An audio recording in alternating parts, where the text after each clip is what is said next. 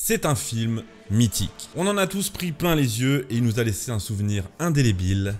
Gladiator. Il est beau, hein. Et quand je vous dis ça, je pense particulièrement à sa scène d'ouverture, avec sa bataille épique contre les Germains. Mais quelle bataille incroyable. Aujourd'hui encore, je m'en remets toujours pas. C'est beau, c'est grand, l'action est folle, la musique incroyable et de nombreuses scènes sont restées mythiques. Le déclenchement des tirs par les Romains qui font pleuvoir le feu sur la forêt, l'avancée des légions, la formation tortue, le choc avec les barbares, mais aussi et surtout la charge de Maximus à la tête de ses cavaliers. J'en ai des frissons rien que d'en parler et je pense pour longtemps encore. Pas besoin de clim en été, hein, il me suffit de la mater. Et puis les dialogues inoubliables, le « ils ont dit non », le « saurais-tu, Quintus ?» Le saurais-je? À mon signal déchaîne les enfers ou encore le célèbre Roma Victor. Elle reste aujourd'hui encore ma bataille préférée au cinéma. Et venez pas me sortir la charge d'Héroïrim au champ du Pélénor, ça compte pas. Tout est fou, épique, grandiose, mais est-ce pour autant réaliste? Cette bataille est-elle crédible sur le plan historique? Eh bien, à l'image de ce que j'avais fait pour la scène du débarquement dans le film Il faut sauver le soldat Ryan, qui est tout aussi magistral, autour de cette célèbre bataille de Gladiator maintenant. Aussi géniale soit-elle cinématographiquement,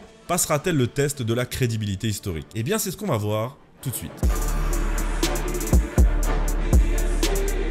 Un petit mot sur le contexte du film d'abord. Il est sorti en 2000 et à l'époque, quelle claque! On était en pleine période bénie des films historiques épiques avec notamment Braveheart, 3, Alexandre, 300, j'en passe. Quel bonheur c'était d'ailleurs si vous tenez à ce que je parle d'un de ces films en particulier ou un film qui vous a marqué, dites-le moi dans les commentaires. Donc Gladiator en 2000, immense succès, moi j'étais jeune et forcément je me posais pas toutes ces questions de est-ce que c'est réaliste, est-ce que c'est conforme à la réalité historique. La seule chose qui m'intéressait à la limite c'est de savoir si Maximus avait réellement existé. Spoiler, non.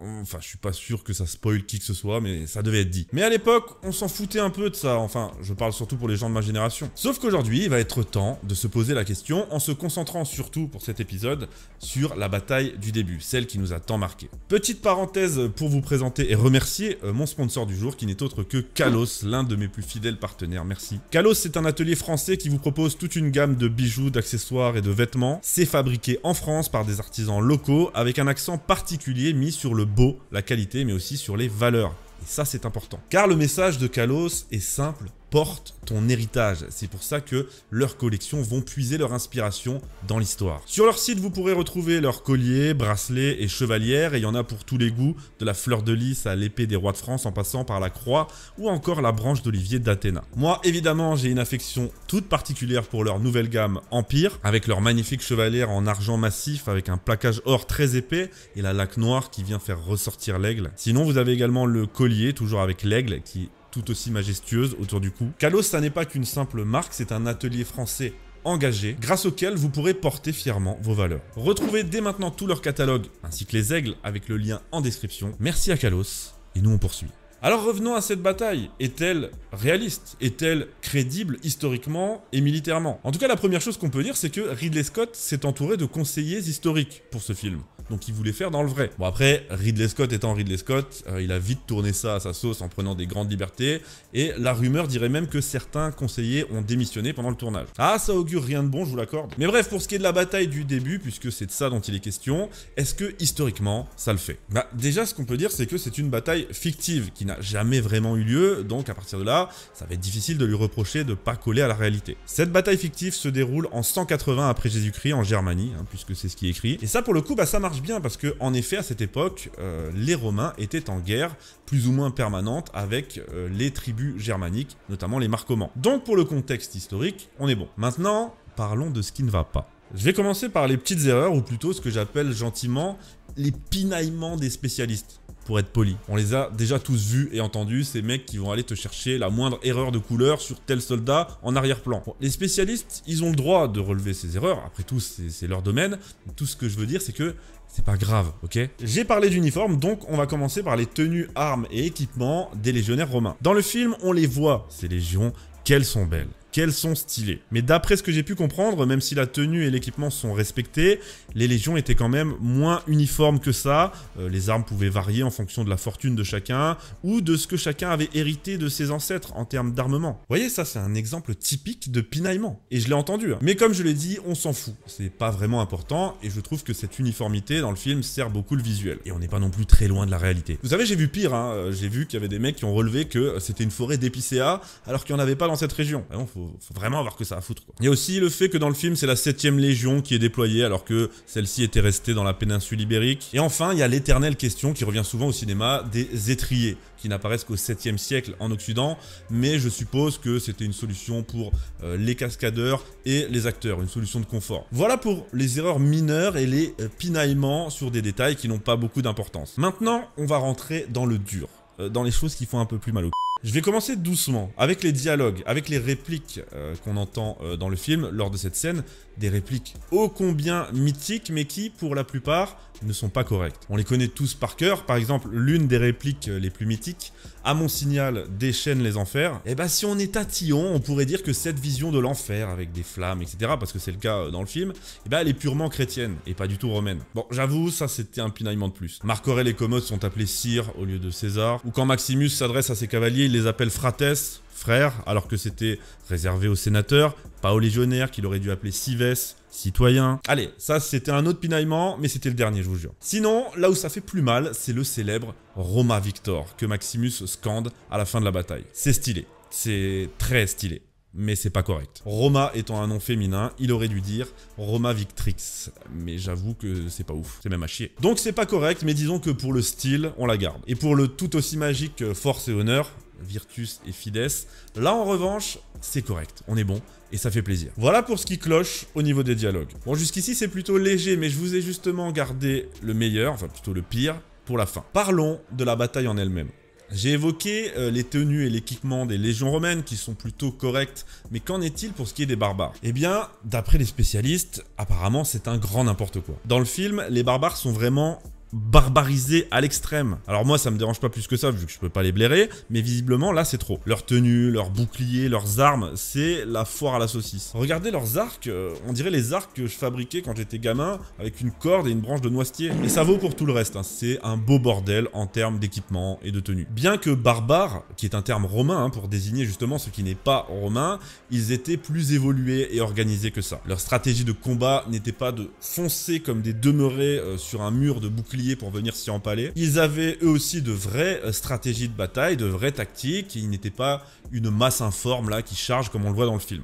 Côté romain maintenant, là, il y a beaucoup de choses qui vont pas. Les catapultes et les balistes qu'on voit dans le film, alors certes, c'est impressionnant, ça rend trop bien à l'écran, mais c'est des armes de siège. Aucun intérêt de les utiliser lors d'une bataille rangée, ça se faisait pas. De même pour les projectiles incendiaires qui explosent au contact des arbres et même du sol, hein, ben certes, c'est stylé à l'image, mais à l'époque, ça n'existait pas. Ce qui s'en rapproche le plus, le feu grégeois, sera inventé au Moyen-Âge, donc bien après. Comme je l'ai dit, pour ce qui est de tout ça, ça rend tellement bien qu'on comprend que c'est un choix purement cinématographique. Donc, on le garde, mais on se met un petit astérisque. Là où, en revanche, on rentre dans le grand n'importe quoi, c'est pour ce qui est de la tactique de combat des légions. Alors les légions sont certes très bien déployées, hein, elles sont organisées en cohortes et en termes de dispositifs, c'est très bien. Cependant, elles sont certes très bien déployées, mais maintenant le problème c'est l'endroit où elles sont déployées. Et là ça va plus du tout. Jamais de la vie une légion n'est déployée comme ça en pleine forêt pour livrer bataille. C'est juste complètement con et ça va même à l'encontre de son essence. La légion est faite pour livrer bataille sur terrain dégagé, idéalement dans des plaines. Là elle peut se déployer parfaitement et utiliser ses avantages tactiques de façon optimale. En pleine forêt, c'est débile et suicidaire. L'une des seules fois où ça a eu lieu d'ailleurs, c'était en 9 après Jésus-Christ, lors du désastre de la bataille de la forêt de Teutobourg face aux Germains. Et là pour le coup c'était une embuscade des Germains, c'était absolument pas une volonté romaine de livrer bataille dans cette forêt noire. Et le résultat, bah je l'ai dit, désastreux. Deuxième chose, l'utilisation du pilum. là aussi ça pique. Le pilum, cette arme romaine emblématique, dans le film, il est utilisé comme une lance pour le combat au corps à corps, enfin pour le combat en formation en ligne. Le pilum était une arme de jet destinée à être lancée un peu comme un javelot, et il a été conçu pour se planter dans les boucliers ennemis afin de les rendre inutilisables. La légion romaine, c'est pas une formation de hoplite, hein, les Romains se battent au glaive. Et ça m'amène à mon troisième problème, les légionnaires romains sont certes bien en formation compacte en ligne au début de la bataille, mais dès le premier contact, ça part immédiatement sur du 1v1, c'est n'importe quoi. La ligne se désorganise immédiatement et tout le monde part faire des combats singuliers de son côté. C'est d'autant plus débile que les Romains étaient physiquement bien plus petits que les Germains. C'est tout l'intérêt, les instructions de la cohorte, justement, c'est de faire bloc et de tenir la ligne. C'est genre son atout principal, c'est la discipline et la cohésion. Bah là, non, ça part sur du 1v1 partout. C'est un beau bordel. Dernier problème avec la bataille côté romain, et non des moindres, puisqu'il concerne sans doute la scène la plus mythique de cette bataille, cette charge de Maximus et ses hommes sur les arrières des Germains,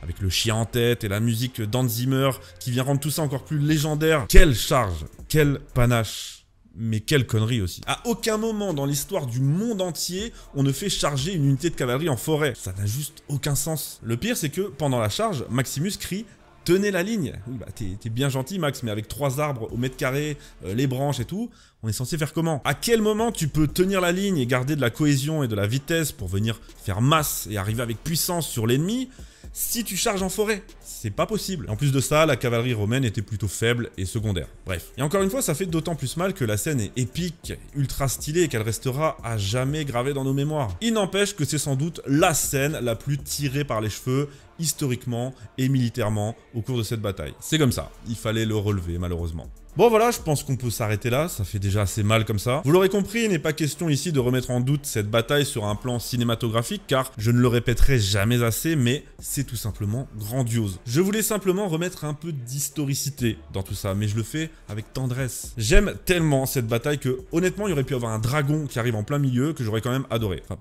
peut-être pas un dragon, mais vous avez compris. Toutes ces erreurs, des plus insignifiantes aux plus problématiques, ne viendront jamais, ne serait-ce qu'écorner ce chef-d'œuvre du cinéma. Elles restent encore aujourd'hui, et même après tout ça, ma bataille préférée au cinéma. Comme d'habitude, il faut pas oublier que c'est un film qui n'est pas censé être un documentaire historique et très précis, scientifique, réservé aux initiés. Je considère qu'à partir du moment où, sur tous les autres aspects, le film est réussi, bah c'est beaucoup moins dérangeant. Gladiator, c'est une fresque épique, et pour le coup, tellement épique que ça prend le dessus sur tout le reste. Et on lui pardonne tout. C'est justement ce qui a manqué au Napoléon du même Ridley Scott, et pas qu'un peu, je vous renvoie à ma vidéo. Ne reste plus maintenant qu'à attendre son Gladiator 2, qui va bientôt sortir, et je peux vous assurer que je serre les fesses d'avance. Des premiers échos que j'ai, en tout cas, comptez sur moi pour en faire une vidéo dès que ça sort.